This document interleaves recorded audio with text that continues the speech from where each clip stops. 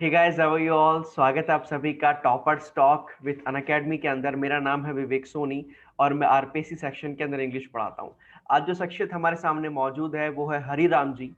इन्होंने दो exams, RPSC second grade exam और आरपीएससी थर्ड ग्रेड एग्जाम, दोनों में बहुत ही शानदार रैंक हासिल की है।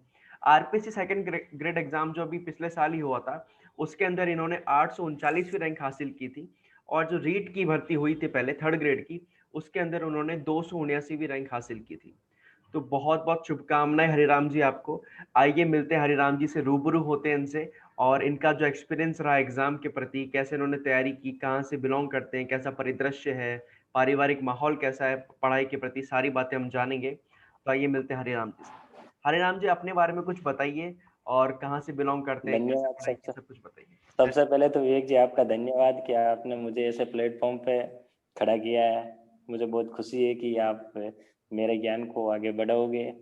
हो सकता है किसी को अनुभव का फायदा मिले। बिल्कुल सर। हम्म, बताइए। हरिराम जी कहाँ कहाँ से, मतलब कहाँ से बिलोंग करते हैं आप, परिवार में कौन कौन है, कहाँ से स्कूल पढ़ी है आपने, एजुकेशन कहाँ से हुई है। मैं नागौर जिले के पहाड़ी कल्ला छोटे से गांव का रहने वाला हूँ। और नागौर गांव से। भी, हम्म। हाँ, नागौर से हूँ सर। और गांव में भी इतनी, मतलब उस समय मेरी पढ़ाई चल रही थी जब पूरे गांव में लाइट कनेक्शन भी नहीं थे। ओके। यहाँ तक कि मेरे घर में भी लाइट कनेक्शन नहीं था। हम्म। और मैं एक किसान परिवार से बिलोंग करता हूँ। और कृषि के कार्य में भी इन्वॉल्व था।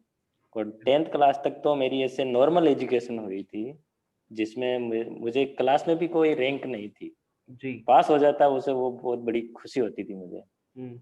और मेरा फिजिकल भी ऐसा नहीं था कि 10th के पास में अगर फोर्स लाइन में जाए तो भी ऐसा बिल्कुल। है। और मेरे गांव में क्या है कि ज़्यादातर जो मेरे से आगे पढ़े हुए थे वो लोग सब फोर्स की तैयारी करते थे। हम्म। न कोई एडमिनिस्ट्रेशन की तैयारी करते थे, न कोई टीचर की तैयारी, कोई मतलब ऐसी जॉब नहीं करते थे जो पढ़ने पे ज़्यादा बेस होती है।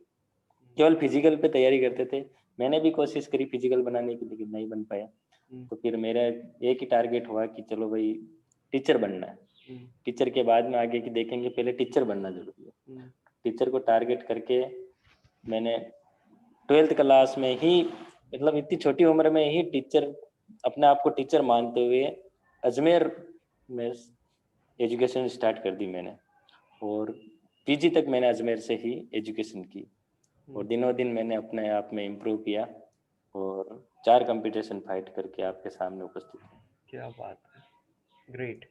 जैसे कि आपने बताया कि सच में ये माहौल है नागौर की। अगर मैं बात करूं, जैसे मैं भी अजमेर में रहा हूं तो मुझे पता है नागौर के कई लड़के आते हैं अजमेर में पढ़ाई के लिए। तो ट्रेंड ये रहता है कि जितने भी लड़के आते हैं वो हम्म। डिफेंस के प्रति ज्यादा जागरूक होते हैं, उसके प्रति ज्यादा जाते हैं, हाँ आर्मी में, नेवी हाँ, के वो एक अंदर। ही चीज समझते हैं कि हाँ, आरपीएससी के बारे में इतने समझते नहीं थे। आजकल बिल्कुल। तो फिर भी हो गया, लेकिन उस जमाने में, जब मेरे गांव की बात बता रहा हूँ, ज्यादातर लोग भाग दौड़ करते थे कि चलो हम डिफेंस में चले जाएं, पुलिस में लग जाएंगे, जी।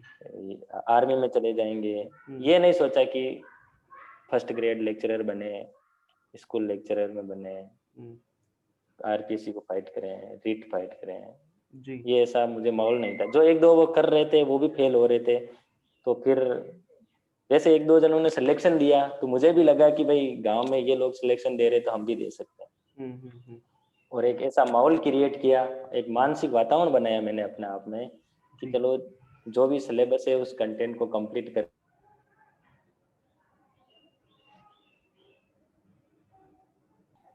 हाँ जी, बताइए। हम्म। हेलो। हाँ जी। तो तो इस सिलेबस के बारे प्रकार में से कुछ बता मैंने रहे हैं जी। सिलेबस सिलेबस के बारे में ऐसा है कि आप अगर आरपीएससी की तैयारी कर रहे हो जी। तो आरपीएससी अपने आप में बिल्कुल विस्तृत, जो भी फॉर्म भरते हो, जैसे फर्स्ट ग्रेड का भर रहे हो, सेकंड ग्रेड का भर रहे हो, या और कोई भी वैकेंसी का फॉर्म भर रहे हो, तो जी। आरपीएससी फॉर्म भरवाने के तुरंत बाद में ही सिलेबस जारी कर देता है। बिल्कुल। और वो भी यूनिट बाय टॉपिक बिल्कुल स्पष्ट जारी कर देते हैं। जी। अब कंपटीशन तैयारी करने वाले को होता है कि वो सिलेबस पहले तो हार्ड कॉपी के रूप में बाहर निकाल लेनी चाहिए उस जी। पीडीएफ को। जी। और उस टॉपिक ऊपर से टॉपिक बाय टॉपिक उसकी तैयारी करनी चाहिए। टॉपिक से हटके बिल्कुल कोई भी टॉपिक नहीं पढ़ना है अपने को। केवल जितने कंटेंट दे रखे हैं, जितने पॉइंट बना रखे हैं, उन पॉइंटों को अच्छी तरह से तैयारी करो। 9 से 12 तक की किताबें पढ़ो, ग्रेजुएशन की किताबों में वो टॉपिक ढूंढो, पीजी की किताबों में से वो टॉपिक ढूंढो और वही टॉपिक क्लियर करो। अपने आप आरपीएससी आसान हो जाएगी फाइट करना। बिल्कुल बिल्कुल बिल्कुल, बहुत ही सटीक बात की, बहुत ही अच्छी शानदार बात कही आपने। देखो, आरपीएससी का पैटर्न जो होता है, हमारे सभी जो दर्शकों को बता दूं मैं, जो भी देख रहे हैं, सबसे बड़ी बात होती है कि आरपीएससी सिलेबस से बाहर कभी क्वेश्चन नहीं पूछता। राजस्थान के जितने भी एग्जाम्स है ना, उनमें मैंने एक चीज देखी है, बाकी जितने भी एग्जाम है सेंट्रल लेवल के, एसएससी हो गया, रेलवे हो गया, उसके अंदर आपको क्वेश्चंस मिलेंगे बाहर। खासियत रही, और अगर बाई चांस अगर ऐसा बन गया हो तो आउट ऑफ बार हो तो आपसे ऑब्जेक्शन भी मांगती है और उसको भी डिलीट कर देती है फिर। बिल्कुल बिल्कुल, अगर आपका ऑब्जेक्शन सही हो तो। बिल्कुल बिल्कुल। हरिराम जी, आप बताइए कि आपके घर में कौन कौन है, पढ़ाई का माहौल है क्या घर में, या आप पढ़ाई पहले हो जो जॉब लगे हो? नहीं, मेरे से पहले मेरे बड़े भैया हैं, कैलाश जी नाम के हैं, वो बिजली बोर्ड में लगे हुए हैं, अजमेर विद्युत विभाग में। उन्होंने भी अजमेर में आके तैयारी करी, वो मेरे अग्रज जी हैं। उन्होंने बहुत अच्छी तरीके से कंपटीशन की तैयारी करी। और किसान, क्योंकि मैं किसान परिवार से हैं, हम 4 भाई हैं, चारों भाई अभी भी शामिल में रह रहे हैं, 2 भाई छोटे वाले सर्विस कर रहे हैं। लेकिन जो मेरे से जो कैलाश भैया है ना मेरे, उन्होंने जो तैयारी करी है किसान परिवार से निकल के, क्योंकि मेरे फैमिली में ना कंपटीशन के बारे में तो हम दोनों ने तैयारी करी, और मेरे से पहले वो तैयारी करने लग गए थे। जब मैं 10th क्लास में था तो कंपटीशन तैयारी करने लग गए थे वो। ओके। और गांव में माहौल नहीं मिल रहा था, तो उन्होंने अजमेर में रह के बिना की कोचिंग किए अपनी खुद की किताबें ली, इधर उधर से जानकारी ली। अभी तो जैसे आप व्हाट्सएप पे वगैरह जानकारी ले लेते हैं जी, किताबों की लिस्ट बनाई, किताबों से सिलेबस को मिलाया, और उस सिलेबस से मिला के फर्स्ट अटेम्प्ट में ही उन्होंने बहुत अच्छी रैंक प्राप्त करी। और क्या है, उन्हीं के अनुसरण में बिजली विभाग में क्या करते हैं वो, किस पोस्ट पर है? वो शायद टेक्निकल हेल्पर हैं अभी। ओके, अभी जो पहला एग्जाम हुआ था उसी में ना? हाँ, उसी में पहला एग्जाम जी हुआ जी था। जी, बहुत बढ़िया बहुत बढ़िया, शानदार। ओके, हरिराम और जी उसके आप बाद बताइए। हाँ बताइए। उनके उनके ही अनुसार मैंने भी क्या करा, गांव छोड़ दिया। जी गांव छोड़ के यहाँ अजमेर में आके रूम लेके कंपटीशन की तैयारी करने लग गया। अब जब मैंने कोचिंग के लिए भी मैंने सोचा, लेकिन जब कोचिंग में जाके देखा तो मेरे पास जो कंटेंट था वही कोचिंग में मिल रहा था। तो मैंने कोचिंग को तो हेल्प नहीं ली कोचिंग की, तो अपने आप में ही रूम पे रह के तैयारी करी, और कोचिंग वालों को मात दी है कई जो मेरे साथ में कोचिंग कर रहे थे। मैंने तो छोड़ दी थी बाद में। जी जी जी, वो भी मेरे कुल मिला के कोचिंग भी एक हेल्प है, लेकिन करने तो खुद को ही पड़ेगी तैयारी। कोचिंग से पढ़ के आओगे तो घर पे वही किताब पढ़नी पड़ेगी, घर पे है तो भी वो पढ़नी पड़ेगी, पढ़ना तो खुद को ही पड़ेगा। बिल्कुल और बिल्कुल। एक मतलब ऐसा मानसिक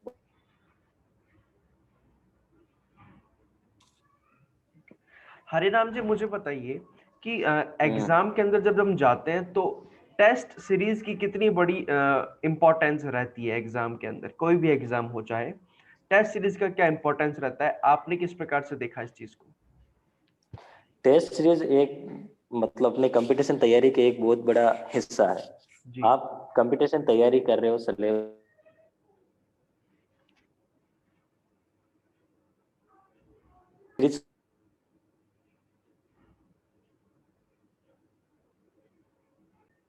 जाना चाहिए सबको। उसके बाद में टेस्ट सीरीज में लग जाओ, रोज का एक टेस्ट सीरीज करोगे तो ऐसे करके 10-15 टेस्ट सीरीज करोगे तो आप जब पेपर देने जाओगे ना तो पूरा कॉन्फिडेंस के साथ में उस पेपर को सोल्व कर पाओगे। ओके, ज्यादा भी लोड लेने की जरूरत नहीं, आपके अकॉर्डिंग अगर आपने 15 से 20 टेस्ट भी कर लिए तो आपको पूरा आइडिया हो जाएगा कि पेपर किस प्रकार हाँ से आ रहा है, किस हाँ प्रकार से हाँ हाँ तैयारी करनी चाहिए। हाँ, जी ज्यादा टेस्ट सीरीज नहीं, टेस्ट सीरीज तो ये है कि एक आप अनुभव ले रहे हो, अपने आप को रैंकिंग कर रहे हो, जी जी बस जी। ये है। तो आपकी नज़र में सबसे पहले सिलेबस कंप्लीट होना चाहिए, उसके बाद उसको पहले एक दो सबसे बुक्स में मिला लो, फिर उसको टेस्ट सीरीज दे दो। ये सबसे बेस्ट तैयारी होती है, इससे बाहर टेस्ट आपको न सीरीज तो रिवीजन कोचिंग की में ही, जरूरत है। टेस्ट सीरीज शुरू में सर, टेस्ट सीरीज शुरू में काम में नहीं लेनी चाहिए। टेस्ट सीरीज बिल्कुल, शुरू में काम में लोगे तो आपका कॉन्फिडेंस लो हो जाएगा। आप डिमोटिवेट एक हो बार जाते हैं। सिलेबस को हाँ डिमोटिवेट हो जाते हैं। टेस्ट सीरीज तब काम में लो जब आप कंप्लीटली सिलेबस को अपने अंदर तैयार कर लेते हो और वापस रिवीजन के टाइम हो ना, तब टेस्ट सीरीज लो। टेस्ट सीरीज से आपको पता चल जाएगा कि इस कंटेंट में मेरी कमजोरी है, तो वो वापस तैयार कर सकते हो। फिर टेस्ट सीरीज अगली दोगे तो आपको अपने आप में अच्छा लगेगा कि भाई मैंने अच्छी तैयारी की है। बिल्कुल बिल्कुल बिल्कुल बिल्कुल। हरिनाम जी, और क्या बताना चाहेंगे आप हमारे दर्शकों को कि एक रणनीति क्या होती है एग्जाम को फाइट करने के लिए? और जैसे आपने नोट्स की बात की, सिलेबस के तैयार कर नोट्स बनाते हैं, तो नोट्स बनाने की रणनीति क्या होनी चाहिए, सही से कुछ बताइए।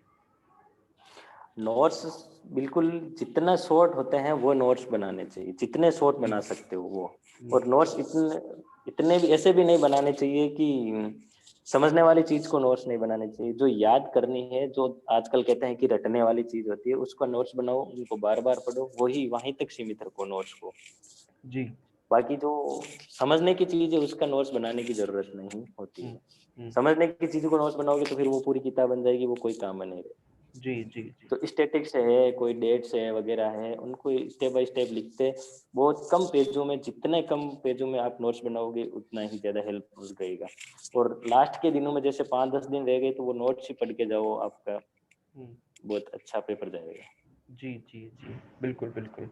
बहुत बहुत धन्यवाद हरिराम जी आपका। आपने अपना कीमती वक्त निकाला हमारे लिए और हमारे स्टूडेंट्स को एक गाइडलाइन दी कि किस प्रकार से उनको तैयारी करनी चाहिए। कोई भी एग्ज़ाम बड़ा नहीं होता, हमारा अगर इरादा मजबूत है तो हम कोई भी एग्ज़ाम क्रैक कर सकते हैं। तो ये जी हरिराम बिल्कुल। जी की रणनीति थी। एक बार सिलेबस को अपने सामने रखो, किताबें उठाओ, खुद से तैयारी स्टार्ट कर हाँ दो। ठीक है, अगर हाँ मन में जज्बा है, जुनून है, तो कोई भी एग्ज़ाम बड़ा नहीं है आपके सामने। बहुत बहुत बिल्कुल धन्यवाद सर। जी। अगली वीडियो में हम जानेंगे हरिराम जी से कि एग्जाम का पैटर्न क्या रहता है, किस प्रकार से हमको सब्जेक्ट्स तैयार करने चाहिए, अलग अलग कौन कौन सी बुक्स अच्छी रहती है उनके लिए। तब तक के लिए धन्यवाद आप सभी को। धन्यवाद हरिराम जी, आपको भी। मिलते हैं आपसे अगली कड़ी में। धन्यवाद। धन्यवाद।